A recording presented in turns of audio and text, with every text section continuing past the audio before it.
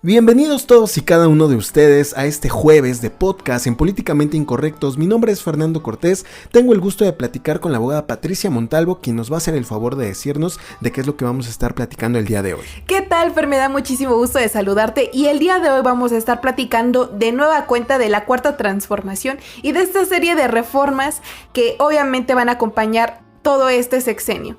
El día de hoy le tocó o nos va a tocar hablar precisamente de la reforma en materia energética. Hay que recordar que este tipo de reformas quieren reivindicar, según la Cuarta Transformación, todo el saqueo y todo el robo que sufrió el país a manos de los neoliberales, ¿no? Pero bueno, vamos a estar analizando desde el punto de vista jurídico, obviamente, y sobre todo cuáles son las repercusiones de que algo como lo que se está pretendiendo aprobar, y estoy seguro que se va a aprobar, suceda.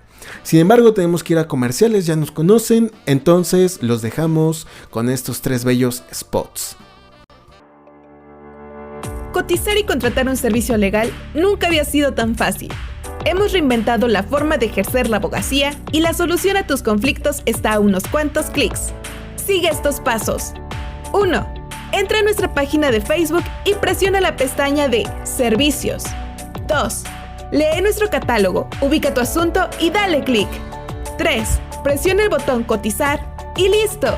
Así de fácil y sencillo, uno de nuestros abogados se pondrá en contacto contigo para platicar al respecto. ¿No encontraste tu asunto en el catálogo o no estás seguro? No te preocupes, simplemente da clic en el botón Cotizar y nosotros te atenderemos. Soluciones nuevas para generaciones nuevas. Deja de perder el tiempo yendo y viniendo con abogados en los que no confías. El futuro es digital. Sigue nuestra página para acceder al contenido de valor que te daremos. Servicios Legales FA.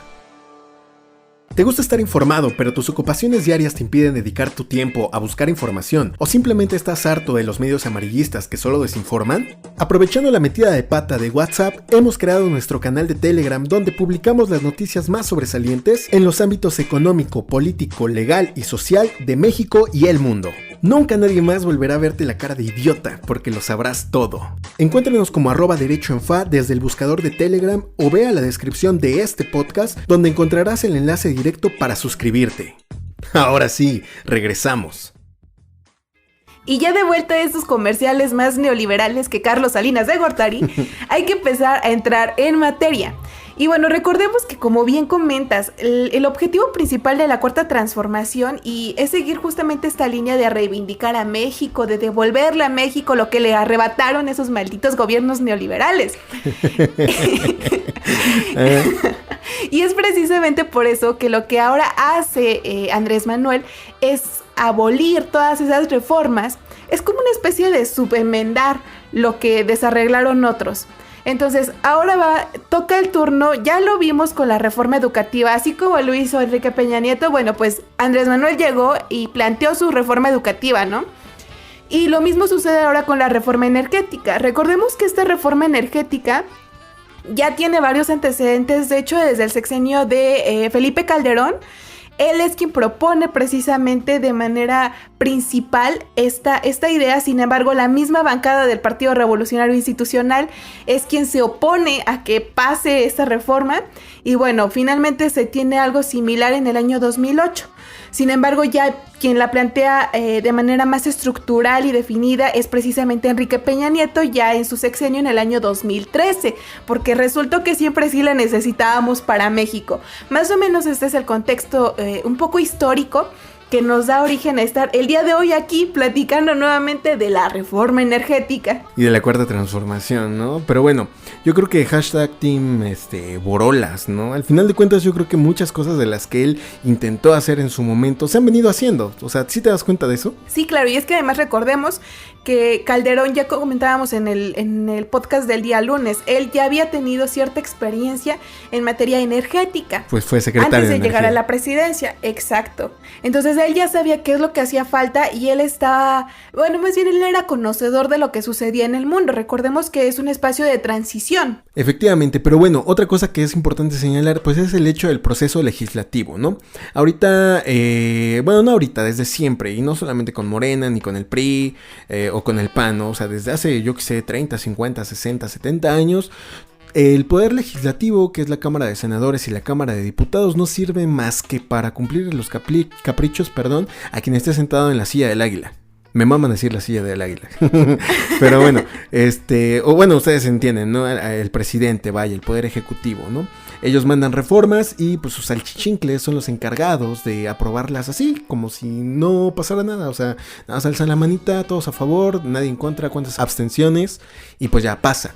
Este escenario no fue la excepción hace 2 días, que fue el día martes. Se aprobaron con 289 votos a favor, 152 en contra y una sola abstención. Hay que recordar que Morena tiene mayoría en la Cámara de Diputados y pues bueno, las reformas son precisamente a lo que ya comentamos, la ley de la industria eléctrica. Así es, recordemos que estas reformas a la ley principalmente buscan, como ya lo dijimos, ¿no? Reivindicar a la Comisión Federal de Electricidad, es decir, otorgarle ciertos privilegios sobre las demás empresas que no necesariamente pertenecen al Estado.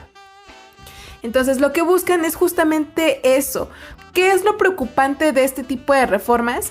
Que podría contravenir a diversos pactos que ha celebrado México de manera internacional con ese compromiso de reducir la producción de carbono y en fin, todo ese tipo de contaminantes para el medio ambiente. Esto no es nuevo, esto es más o menos aproximadamente, y si la memoria no me falla, del año 2000 a la fecha. O sea, son prácticamente 20 años que México ha tratado de negociar, de mantener estas relaciones internacionales de una manera correcta, adecuada. Hay que recordar que obviamente la política mundial o hacia dónde va encaminado el mundo es a la, entre comillas, energías limpias, ¿no?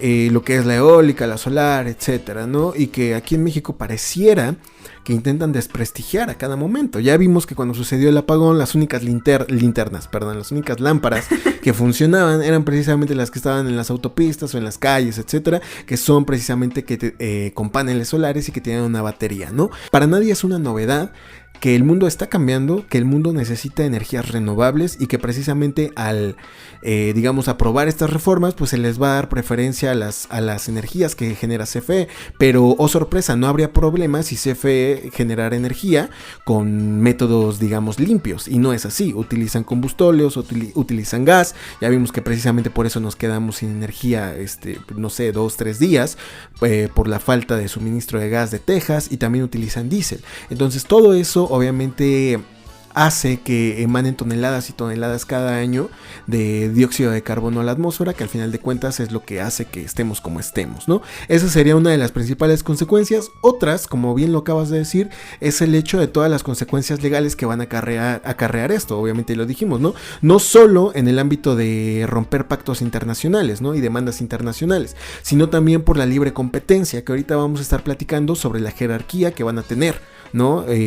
Las preferencias, ¿no, Pati? Así es, y recordemos precisamente que quien va a estar al principio, quien va a encabezar esta lista de preferencias es la Comisión Federal de Electricidad, y seguido de ella la empresa que tú quieras que se dedique prácticamente a la producción de energía con mecanismos fósiles, de energía fósil, pues que tú prefieras, y hasta lo último, las tan inestables energías limpias. Son las últimas en aparecer. Y esto pues también atiende a los comentarios que siempre ha dicho precisamente el mandatario, ¿no? Que son inestables, que no es posible que nosotros podamos vivir simplemente de energías limpias. En la noche no hay sol. ¿Qué tal? Exacto. ¿Qué tal si deja de llover? ¿Qué tal si existe un día nublado? O sea, eso simplemente no es posible. Pero bueno, si ustedes piensan igual, les recomiendo que vayan a leer un poquito, o por lo menos ya así de perdida, vayan a ver un documental en YouTube. Pero bueno, ese es otro punto, ¿no?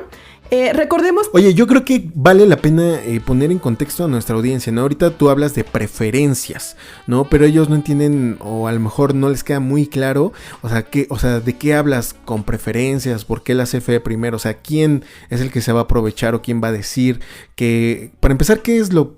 O sea, ¿por qué la CFE tendría que ser primero? A eso es a lo que yo voy.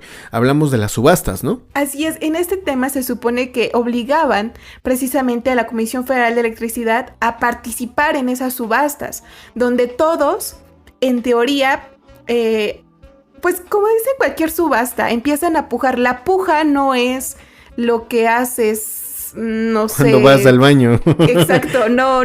Las pujas es tu propuesta para comprar algo, X cosa. Por ejemplo, si estamos en una subasta de, ¿qué te gusta? De arte. Un bien inmueble. Exacto, bueno, de arte, ¿no? Okay. Entonces, el precio de salida de este producto es de tanto.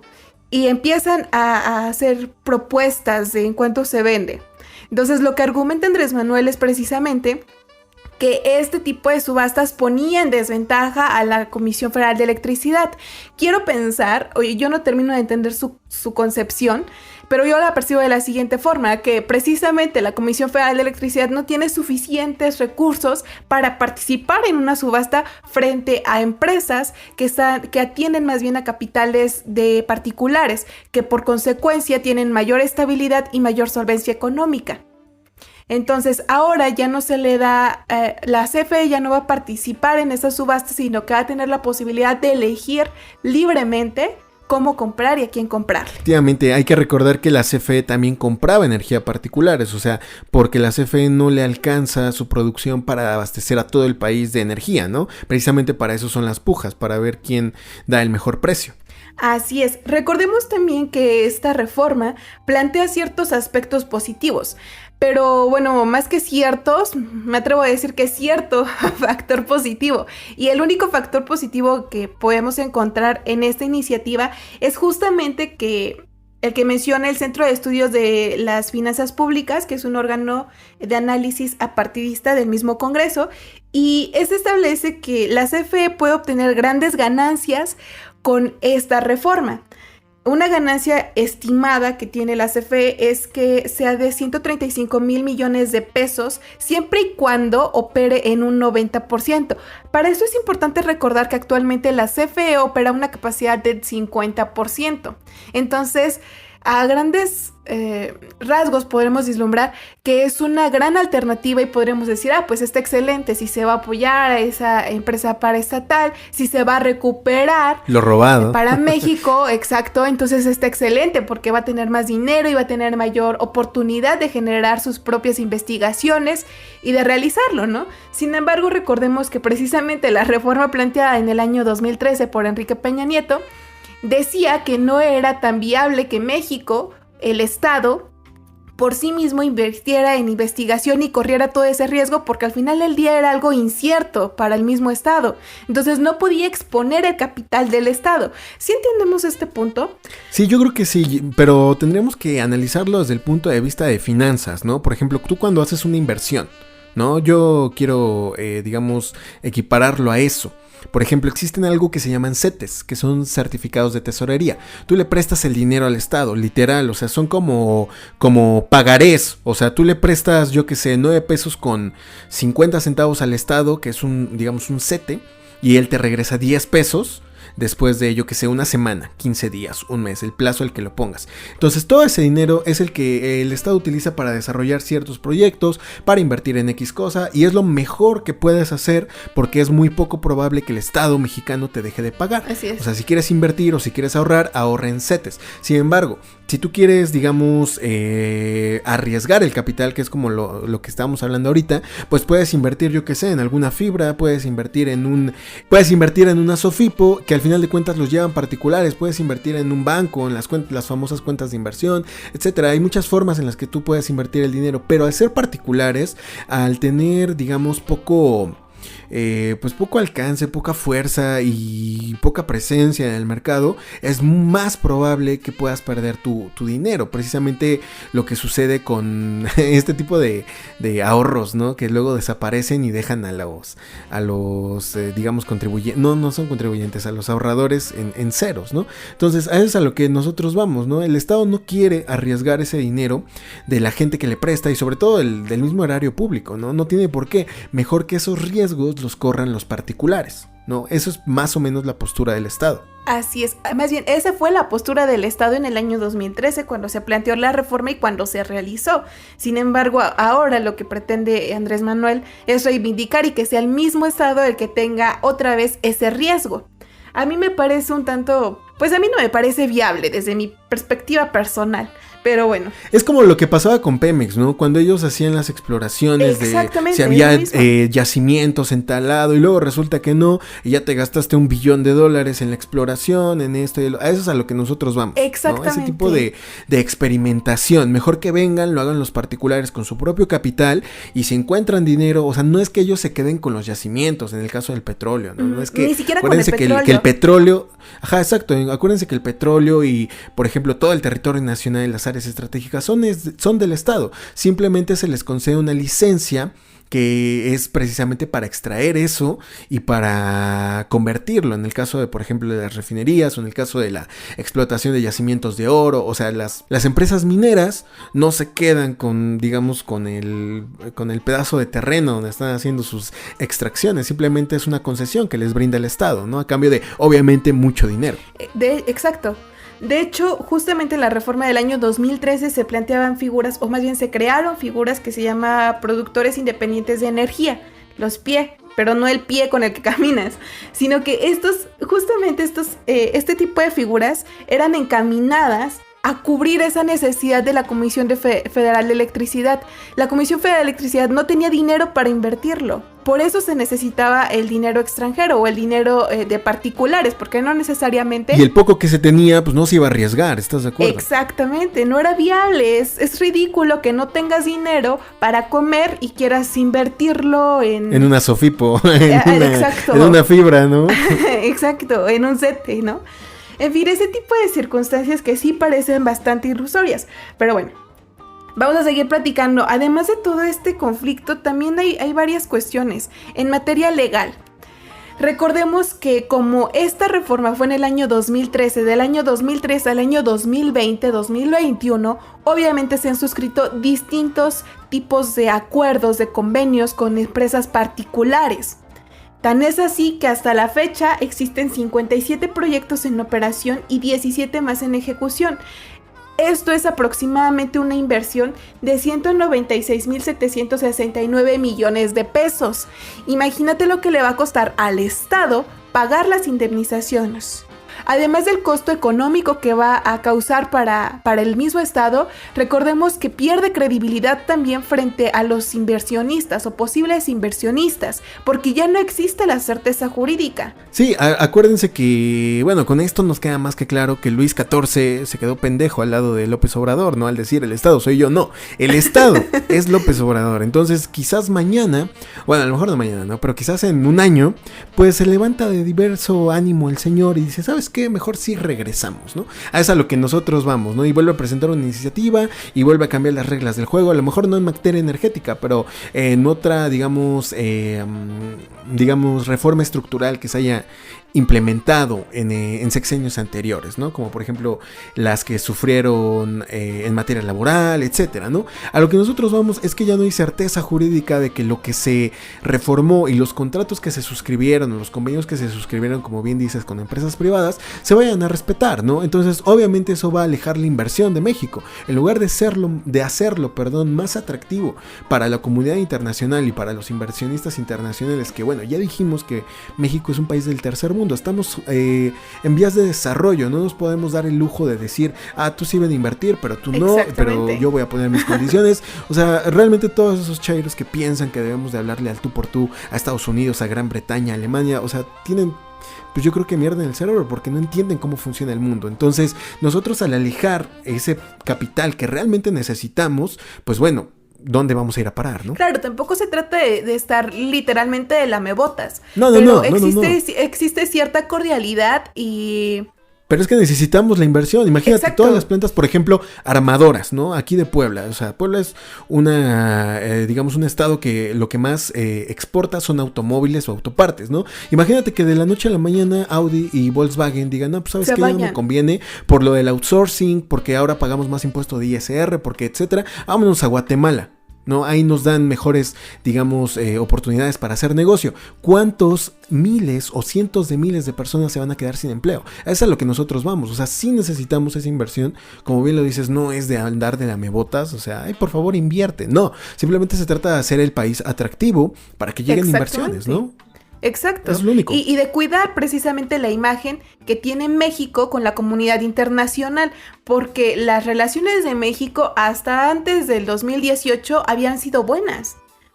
Entonces, México siempre ha sido el país invitado para celebrar convenios de todo tipo, aunque en el intento por cumplirlos, digamos, cree legislaciones y haga lo que sea, aunque la realidad sea otra, ¿no?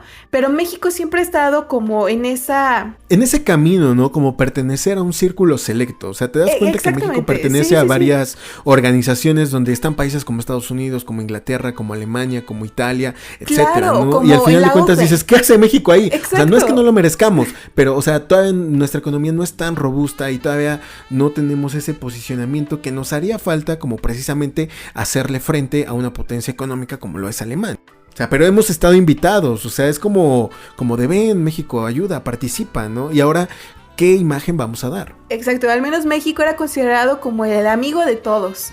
De alguna u otra forma, el no tener conflicto directo con alguna nación es una ventaja increíble para México, que no siempre se ha visto de la manera adecuada, ¿no? De la manera en la que es. Entonces, todo este tipo de circunstancias también me llevan a pensar, qué va a suceder justamente con este tratado internacional que ya a todos los ha de tener hartos y que yo creo que también por eso Andrés Manuel odia tanto a Carlos Salinas de Gortari y vuelvo a lo mismo, al dichoso Temec. Este tratado internacional que plantea justamente que México debe conservar, debe dar certeza jurídica a las empresas de Estados Unidos que quieran invertir en México, y eso México no lo está respetando con esta reforma. Además, recordemos también que dentro de este tratado se han planteado características o más bien cláusulas en las que se establece que México se compromete a ser un país que va a reducir las energías fósiles para implementar energías limpias, y lo que está haciendo Andrés Manuel con esta reforma es todo lo contrario. Entonces vuelve a lo mismo que sucedía cuando platicábamos sobre el gobierno de Joe Biden, cuando él ganó la presidencia de Estados Unidos, y lo comentábamos, ¿no? Biden tiene una política muy distinta a la política que tiene Andrés Manuel López Obrador, y es así que la primera vicepresidenta, de Estados Unidos, ella planteaba precisamente utilizar este tipo de tratados internacionales como un mecanismo similar a una coacción. Sí, a una coacción para que los países que que formaran parte de esos acuerdos se vieran obligados a implementar energías limpias. Esto no es un favor a Estados Unidos o a las potencias del mundo. Esto es un favor para el mismo mundo, para nuestra vida en él. Entonces yo creo que es importante señalar este tipo de no sé si de deficiencias, de políticas, errores, no sé cómo llamarlo, ¿sabes? Al final de cuentas yo creo que va a traer más consecuencias negativas que positivas. Todavía dijéramos, la CFE tiene la infraestructura y el capital precisamente para echar a andar energías renovables. Dices, bueno, a lo mejor no es tan mala idea, ¿no? Que una empresa paraestatal produzca toda la energía y que aparte sea renovable, etcétera, pero no es así. O sea, la CFE también tiene deficiencias de capital, tiene problemas de corrupción también. Ajá, problemas de corrupción, bastantes inconsistencias, y aparte de su producción de energía es fósil, ¿no? Algo que ya no se utiliza. Si estuviéramos en los 50s, pues dices, a toda madre, ¿no? Está bien, pero en los 40s no, del milagro mexicano. Exacto, ¿no? O sea, estamos en 2021, las cosas ya no van por ahí, lo lamento. Otra cosa ya para ir cerrando este podcast, pues es precisamente los amparos, ¿no? Hablábamos de instrumentos internacionales, ¿no? Tratados, convenios, etcétera, ¿no? Pero al interior de la República, pues también existe legislación. El máximo ordenamiento, en teoría, supuestamente, es la Constitución Política de los Estados Unidos Mexicanos. Hay que recordar que el artículo 28 nos habla sobre la libre competencia, tanto para las empresas como también para los consumidores, ¿no? El consumidor tiene el derecho de acudir a, digamos, a la empresa que mejor oferte un servicio. Por ejemplo, se me ocurre el internet, ¿no? Si Megacable te cobra $400 por 20 megas, te puedes ir a, yo que sé, a Easy por 350 esos mismos 20 megas, ¿no? O sea, nosotros tenemos el derecho a elegir y también las empresas tienen el derecho de competir entre ellas sin ningún tipo de distinción. Y aquí sí ya habría distinción, porque estamos hablando de que la CFE va a ser la primera en este tipo de prácticas. Obviamente los particulares y otras empresas van a estar en estado, digamos, de, a lo mejor no de vulnerabilidad, pero sí no va a ser una competencia justa, una competición justa. Entonces, ¿qué va a pasar? Obviamente se van a promover muchísimos amparos para que se respeten, digamos, los artículos 28 constitucionales y demás instrumentos internacionales, y obviamente eso se traduce en más dinero, más desgaste del aparato judicial y sobre todo indemnizaciones. Así es, yo creo que más que beneficios, esto va a traer pérdidas para el Estado, pero pues ¿qué vamos a hacer? Simplemente seguir informando de cómo se va dando todo este proceso legislativo, qué nuevas reformas va a haber. Ya esperábamos esta reforma, sabíamos que iba a haber reformas estructurales que permitieran reivindicar a México. Yo creo que vamos realmente como los cangrejos, vamos para atrás, pero bueno, todavía nos quedan prácticamente 4 años de este sexenio que parece interminable. Y pues hay que seguir al tanto, al pendiente de todo lo que va a pasar. Esperemos que realmente no se disparen los precios de la luz, esperemos que no se incremente la inflación, esperemos que todo vaya bien como hasta ahora, aunque lo dudo mucho. Pues tan solo para este primer trimestre la inflación se disparó precisamente por el aumento de las gasolinas y el aumento del gas, ¿no? Entonces hay que recordar que al final de cuentas el que tiene, digamos, el poder de transformar a México, si así lo quieres ver, eres tú, que nos estás oyendo, ¿no? Salir a votar, hacer realmente un análisis correcto sobre qué es lo que vamos a hacer y a quién le vamos a confiar, porque no es otra cosa más bien, no es que sea algo simple, sino precisamente el rumbo de un país, tu futuro, el futuro de tus hijos, el futuro de tus padres, el tuyo mismo, ¿sale? Entonces, yo creo que sí vale la pena reconsiderar si todo esto que hemos estado viendo a lo largo de 2 años es necesario o ha sido una buena gestión, ¿no?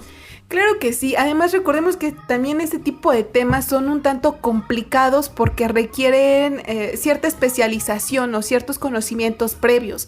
Entonces igual si tú lees una iniciativa o si tú lees la nota, igual te vas a quedar con muchas dudas y precisamente este podcast es para eso.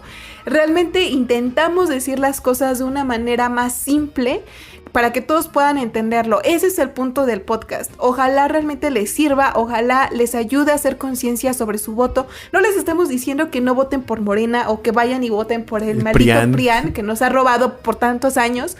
No, sino que realmente voten por el candidato que tenga la experiencia suficiente para desempeñar ese cargo, que tenga una trayectoria que realmente haya sido de apoyo y de crecimiento también para la población. Entonces, bueno, analicen perfectamente por quién van a ir a votar y hagan un voto tan racional que no necesariamente tenga que ser todo PRI, todo PAN, todo PRD, todo Movimiento Ciudadano o todo Morena. Realmente no va por ahí el punto. La intención con este podcast es justamente eso, informarles, tratar de que ustedes puedan percibir la realidad desde una perspectiva un tanto más sencilla, porque muchas veces ese es el problema, ¿no? Que no entiendes qué está pasando y simplemente te dejas llevar por lo que nuestro señor líder sectario dice en la mañanera, ¿no? Ajá. Y esto es mucho más profundo. Ojalá este podcast les ayude a crear un propio criterio. Para cerrarlo, me gustaría dar una reflexión. Anoten, por favor. No es cierto. Miren, un país, para que sea democrático, tiene que haber debate, ¿sale? ¿Y a qué me refiero con debate? Tiene que haber diferentes puntos de vista inmiscuidos en el gobierno. ¿Qué sucede cuando tú votas todo PRI, todo PAN, todo Morena? Obviamente ellos son mayoría y no existe ni siquiera la remota posibilidad de una visión diferente a la que ellos tienen, ¿no? Entonces, para que un país sea democrático tiene que haber equilibrio, tiene que haber contrapesos, tiene que haber un balance, todas las voces tienen que ser escuchadas y todas las voces, por muy diferentes que sean, tienen que llegar a un acuerdo. Esa es la democracia. Mi nombre es Fernando Cortés, ya saben que me encuentran en Twitter como @CortésFernando_, Cortés con S todo junto, @CortésFernando_. Yo soy Patricia Montalvo y me encuentran en Twitter como @PatMontalvo, Pat con doble T y Montalvo con V. Nos escuchamos el lunes ahora con ¿quién te gusta? Con Enrique Peña Nieto, dijimos, ¿no? Ya vamos a empezar a platicar de Enrique Peña Nieto y también de todas sus reformas estructurales. Ajá, exacto, la Casa Blanca, ¿no? Sí, la gaviota. Nos vemos. Adiós.